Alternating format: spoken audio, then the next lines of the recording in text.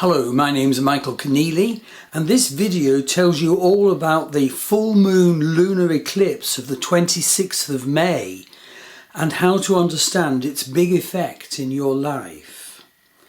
It's really important to understand the effect of the full moon eclipse of May the 26th, 2021.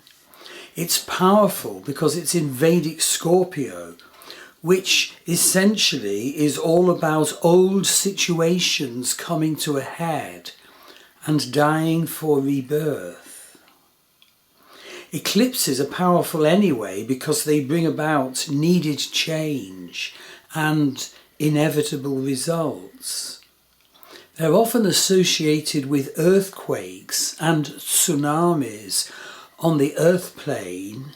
This is because eclipses essentially release dammed up energy.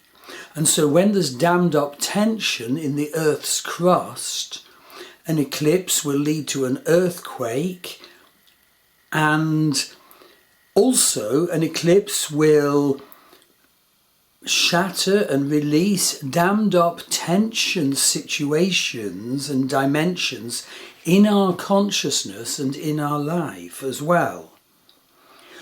Lunar eclipse effects like this one happen very quickly, but remember, an eclipse also leaves a patch of stagnant energy in the heavens, which when a planet transits later in the coming, say, 2.5 years or so, that transit will undam the patch of stagnant energy the eclipse has left.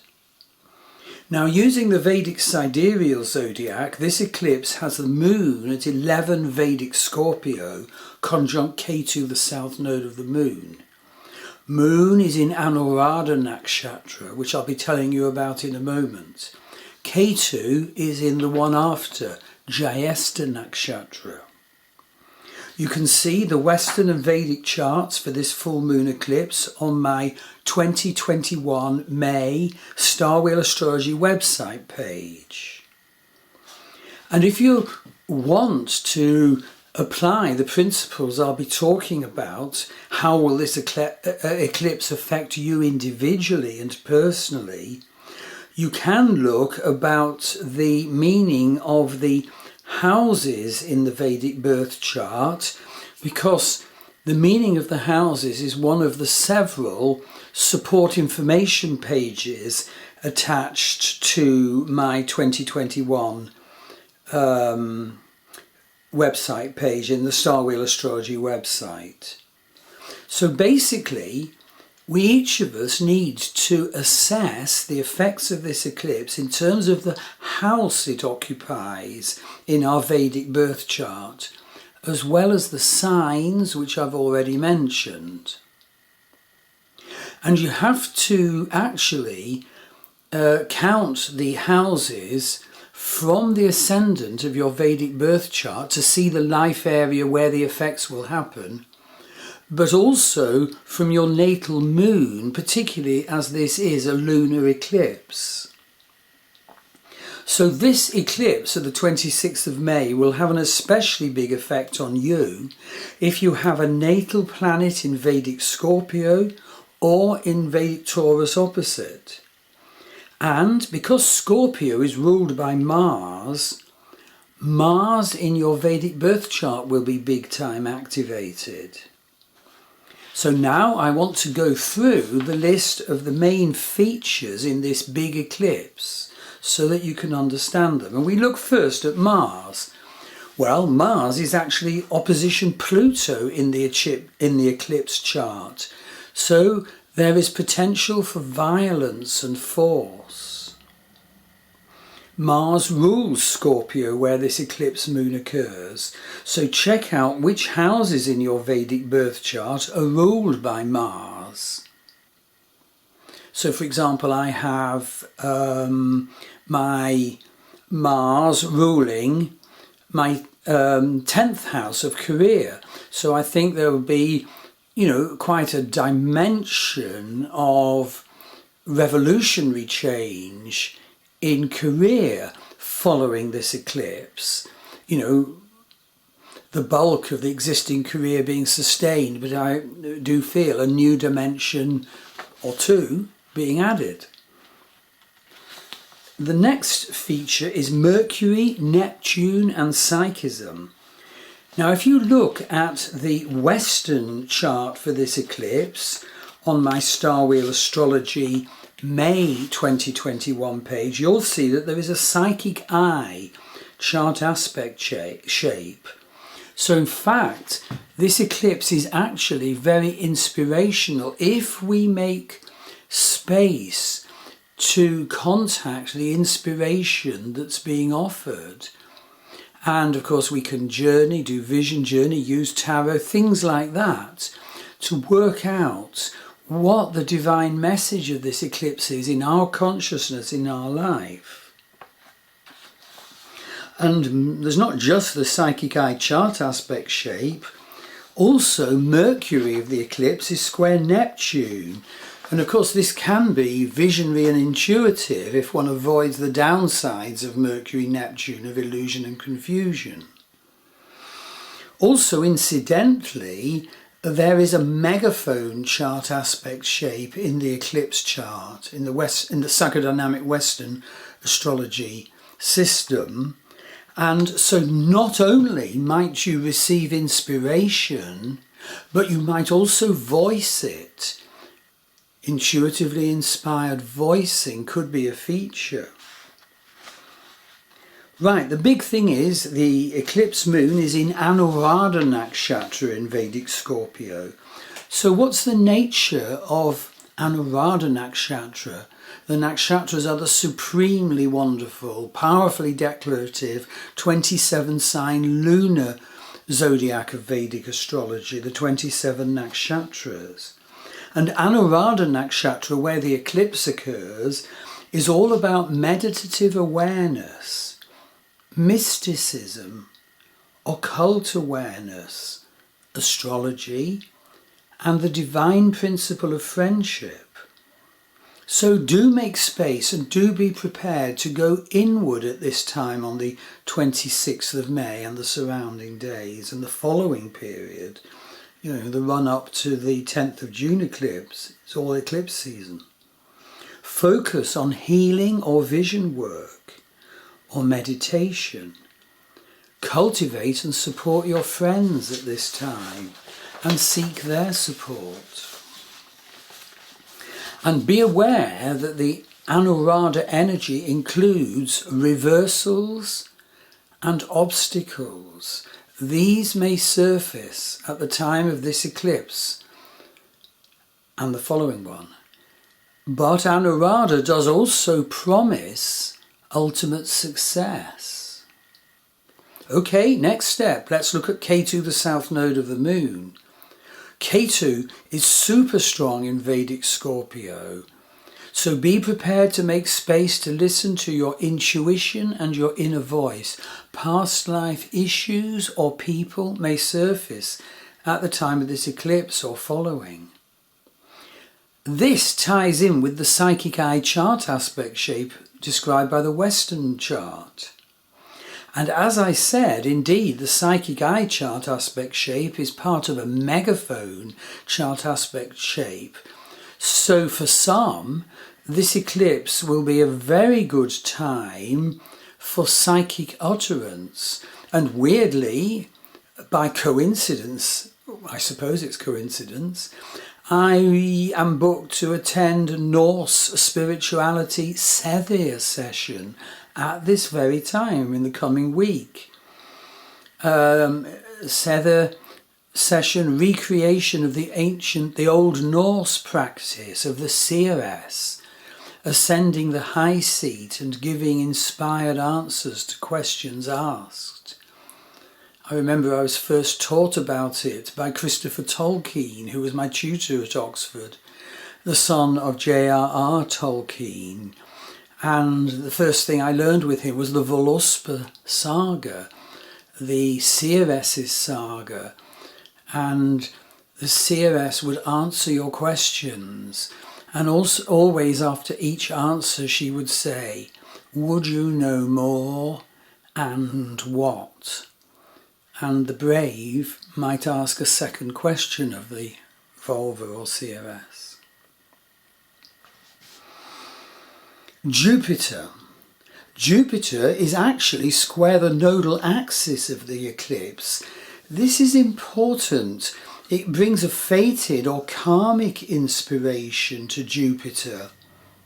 Blessing or enlargement or guru energy could enter your life now, but Jupiter is not in strong dignity at this time.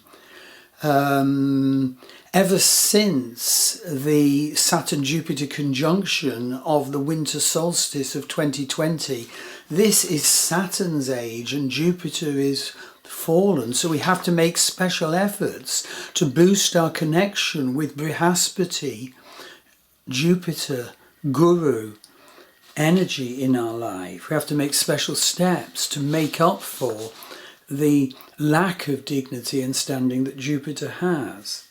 Saturn. Now Saturn is retrograde at this time, so be aware of heavy, inexorable demand for consolidation and the possible need to step back if you're doing too much. Be prepared to be forced to revisit former situations. And with Mercury coming up retrograde too, by the time of the June the 10th eclipse, be very aware, be very open to the knowledge that you may have to rejig your plans. You may have to rehash and redefine with both Saturn and Mercury retrograde. And do be prepared to deal with a very overstressed prevailing situation, because Saturn is receiving some horrible energy aspects from, for example, Uranus and Rahu. And remember, with Saturn transiting in Capricorn, Cancer people, like if you have ascendant or a planet in Cancer, will have a very demanding time for some months ahead because Saturn is opposing Cancer. And indeed at that time it'll affect everybody because Mars, Mercury and Venus are soon to transit through Cancer. Vedic Cancer, that is. Okay, let's turn to Uranus, the revolution bringer. Uranus is transiting in Vedic Aries now, square Saturn. This means that revolution is smashing at the structures in your society and your life. Now, it's important to remember that the last time Uranus was transiting Vedic Aries, this brought in Adolf Hitler's rise to power and his bringing in of World War II. And there are sadly, a lot of potential war hotspots around now. The Adolf Hitler energy is around, not just out because of war, but also very abrasive behaviours in societies.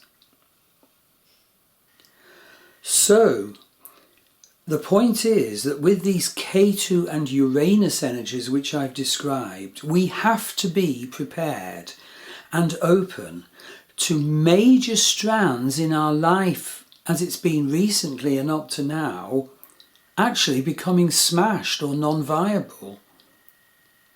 We each of us have to be open to a new pathway forward as a result of this eclipse and as a result of the Ketu and Uranus and Rahu energies that are being given to Saturn.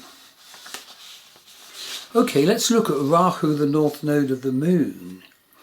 Rahu is giving an aspect to Saturn now. Very, very tense aspect is Rahu-Saturn.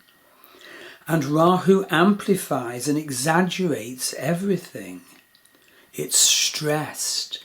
It's ambitious. Me first. Expect the unexpected now. Be prepared to have to accept change now. Venus. Now it's important to realise that Venus is in a very special situation in May 2021 and at the time of this eclipse. Venus has been transiting Vedic Taurus, the sign he rules, as well as Vedic Libra, and indeed was exactly conjunct Rahu, the north node of the moon, at 17 degrees Taurus on the 18th of May. Now, many of you, some of you may have noticed this could have brought out strong manifestations of the Venus energy in many people. Big Venus experiences, including Venus shadow experiences, because it's Rahu that Venus is conjunct. And indeed, because Venus is in Taurus, the sign it rules, and is caught up with the Sun and Rahu of this eclipse, some of us will importantly be continuing to get insights as to our Venus nature. And these may need to be managed, worked with, or shared. Now, because Venus has moved into Mrigashira nakshatra by the time of this eclipse, and because Mrigashira nakshatra is ruled by Mars, it's still within Taurus, but it's in Mrigashira nakshatra as opposed to Rohini, where Rahu still is. Watch out for revolutionary changes, Venus being ruled by Mars. Watch out for relationship drama. Beware impulsive actions in the area of relationship. Bring the best divine awareness we can to possible hostility situations and growling tensions. Now, Mrigashira's ruler Mars is now transiting Vedic Gemini, so that is very verbal, and there's risk of altercations. Mars is actually in Punarvasu nakshatra now within Vedic Gemini, so there could be question after question after question, and almost unbearable questioning energy, although that is better than when Mars was transiting a few days ago in Ardra nakshatra with its my way or the highway energy. And of course, Venus is about money, not just sexuality and relationship. So be careful, be aware, you may well encounter a sudden difficult money situation or financial stress at the time of this eclipse where Venus is ruled by Mars. So the summary is that we do need to approach this eclipse with awareness, and I hope the summary I have given is very good awareness. I believe it is. And this is because the eclipsed full moon is in Scorpio, where the moon is actually anyway debilitated, and where the sign of Scorpio is ruled by Mars, and where the sign of Scorpio makes Ketu, the south node, extra cutting and extra super powerful. So, we have to expect a challenge to the stability and quiet of our mind at the time of this eclipse. Our minds will be made very restless, and this will continue certainly until the full moon eclipse of the 10th of June, and I would say well after that. So make a note that this time will be emotionally challenging. Take preventative steps to avoid a full moon eclipse crisis. Avoid contentious people or contentious situations during this eclipse cycle. Certainly, connect with the beauty and peace of nature. Drink water. Avoid mind-disturbing conversations or mind-disturbing social media at this time. So, for a reading about your life generally and predictive future generally, and about the effect of this eclipse on you, you can book an astrology reading with me at starwheelastrology.com bypage. And my wife, Maggie Pashley, offers a vast range of healing modalities online worldwide. And you can find about those at www.maggiepashley.com. Now all this is written up in an accompanying blog, so you can go to the blog and read the detail over carefully. The blog address is below the YouTube display. And as I said, the charts for this eclipse are on my 2021 May Star Wheel Astrology website page, and the address for that is below this YouTube display. So I wish you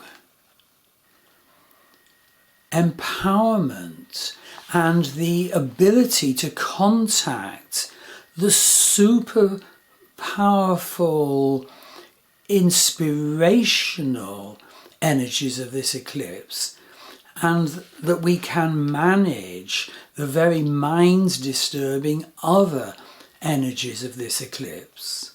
Thank you.